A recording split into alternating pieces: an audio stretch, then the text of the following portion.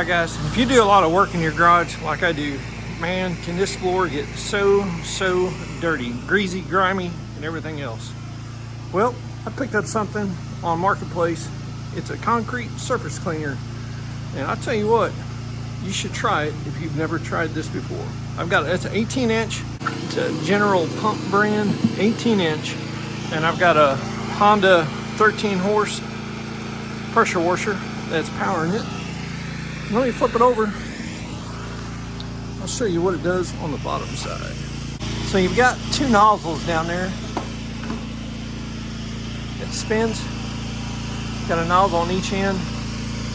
And this just spins around really fast. That way you don't leave marks on your concrete. And I do have a clear surface sealer on my concrete in the garage. Just kind of help with some oil. But over the years, it's wearing out anyway. So anyhow, let me kick it on real quick.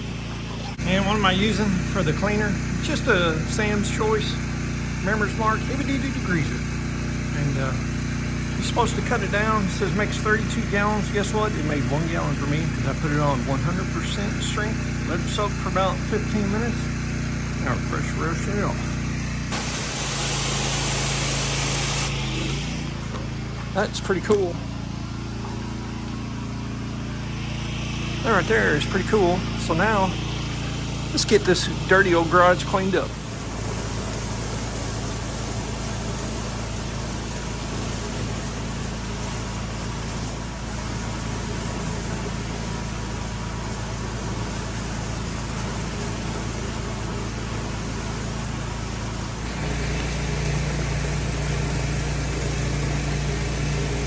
And the number one thing I like about it is you can use this surface cleaner and you don't have to worry about all the overspray shooting up on all your tools and the boxes and anything else that you got set that you don't want to get wet. So that's a big plus.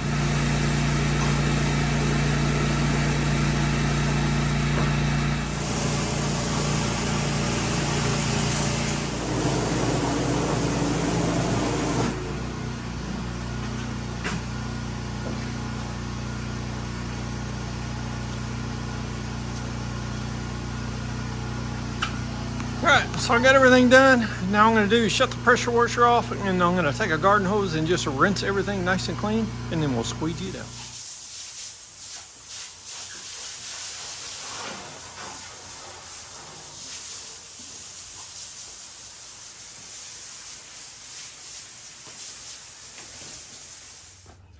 All right, so now time for the old squeegee. So I poured this floor back in 2005. I had some friends of mine come over and we poured it. And let me show you what I should have done and didn't do was we poured this half of the floor first. And this was after we actually, that I actually built this garage. And then I come over and poured this half all the way down.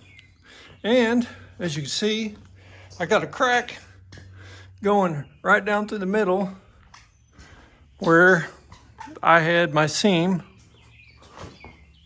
for my two sides that I poured. And I did this side, moved over, poured the other side. But what I didn't do was I should have sawed it. And I regret that.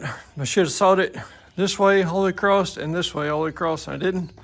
And now I got a crack going right up the seam where those two sides come together because of a little bit of a time difference between them. They didn't actually adhere to each other very well. I could have threw in a couple pieces of rebar, a few pieces down through here, or mixed it up with my boot as I went, but I didn't do it. So learn from my mistake. At least saw it when you get done. So, all right, now let's get this thing squeegeed out.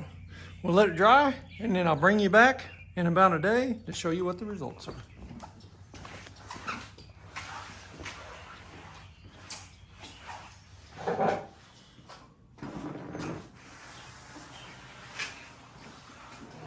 Okay, so far it's not all the way dry, but extremely happy with this area right here.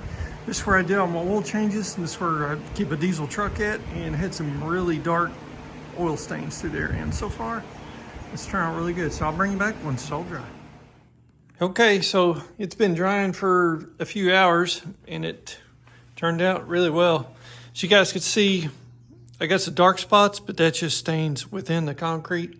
But all in all, it's so much better than what it was. These little, I don't know if you guys can pick up these little hairs. That's actually fiberglass. It's actually mixed in with the concrete. It makes it stronger. And I ordered that when I ordered the concrete. And it's supposed to make it stronger in strength. But as you guys can see, it's got a really nice shine to it. That's the lights. I mean, it's the cleanest it's been for about, I don't know. Like I said, 2005 is when I poured it. And this right here, I was working on a Case 480 tractor, and it had calcium chloride in the rear tires for weights, and it leaked on the ground. I got a little rust stain, so I got to get a little rust remover to get that up. But all in all, it turned out really good. It's got a really nice, I mean, it's super, super clean. Just, of course, I still got a little bit of some wet areas here and there from the water, because it's not perfectly straight, but all in all, really good. There's some more water.